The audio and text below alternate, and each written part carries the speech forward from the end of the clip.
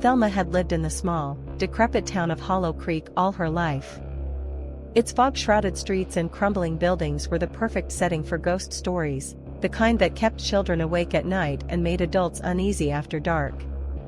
The town was built upon old secrets and ancient mysteries, the most notorious being the Hollow Creek Asylum. Abandoned for decades, it was a ruin of broken windows and sagging roofs, a place where shadows seemed to move of their own accord. Local lore claimed the spirits of the asylum's tormented patients still roamed its halls. Thelma had never given much credence to ghost stories until she found herself standing at the rusted gates of the asylum, her flashlight cutting a narrow beam through the oppressive darkness. She was part of a local ghost hunting group, the Phantom Seekers, and tonight was their most ambitious expedition yet. With her were Jim, a skeptical yet daring journalist, and Sarah, a psychic medium whose gifts were as much a curse as a blessing. The trio pushed open the creaking gate and stepped onto the overgrown path leading to the asylum's entrance. The air was thick with moisture, and the silence was deafening, broken only by the occasional rustle of leaves or distant hoot of an owl. Thelma's heart pounded as they approached the building, its facade looming like a somber sentinel.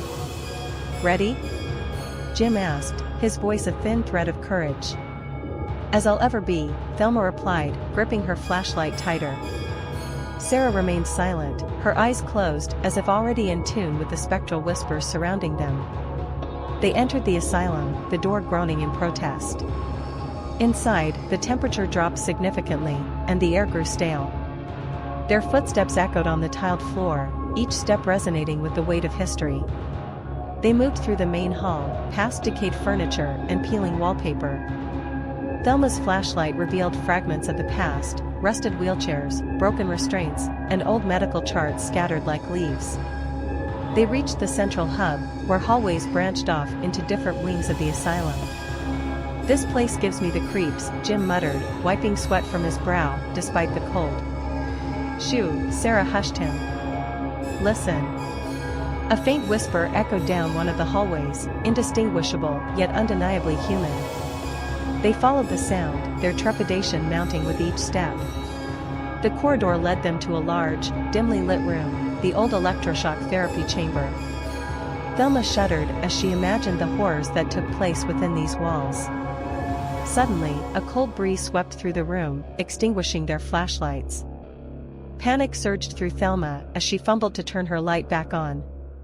When it flickered to life, she gasped. A ghostly figure stood in the center of the room, its eyes hollow and filled with sorrow. Sarah stepped forward, her voice soft and compassionate. "We mean you no harm. We seek to understand and help." The spirit's mouth moved, but no sound emerged. Instead, images flooded Thelma's mind, visions of patients screaming, doctors with cold, detached expressions, and finally, a blinding light in the sky. Thelma stumbled back, clutching her head. "What did you see?" Jim asked, his voice barely a whisper. "Pain," Thelma replied, her voice trembling. "And something else. Something not of this world." As if on cue, a low hum filled the room, growing louder and more intense. The walls seemed to vibrate, and the ghostly figure vanished, replaced by a blinding light. Thelma shielded her eyes, but she could still see shapes moving within the light, tall, slender beings with elongated heads and large, black eyes. "Aliens," Sarah whispered, her face pale. "They're here." The light faded, revealing 3 extraterrestrial beings standing before them.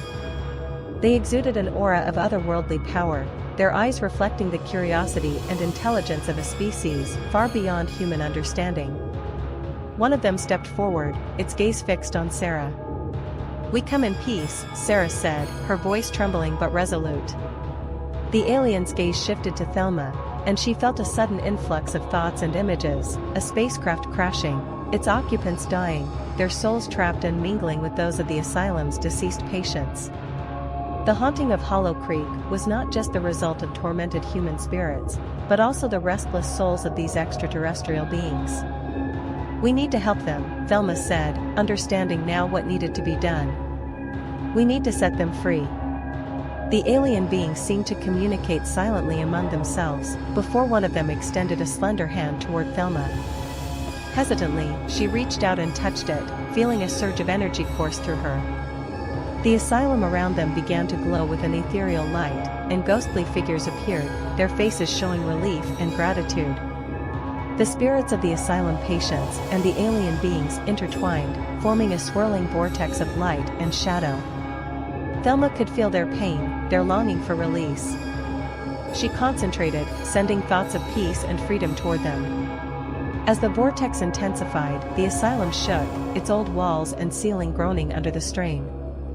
The light grew brighter, almost blinding, until with a final, deafening roar, it exploded outward, filling the room with a warm, soothing glow.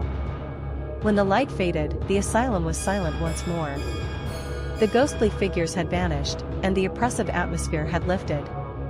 Thelma, Jim, and Sarah stood in awe, realizing that they had not only witnessed but also facilitated a cosmic reconciliation. "They're gone," Sarah said softly, tears streaming down her face. "They've finally found peace." Thelma nodded, feeling a profound sense of accomplishment. The spirits of Hollow Creek Asylum, both human and alien, were at rest at last. Thelma knew that the town's eerie reputation would remain, but the true horror had been laid to rest.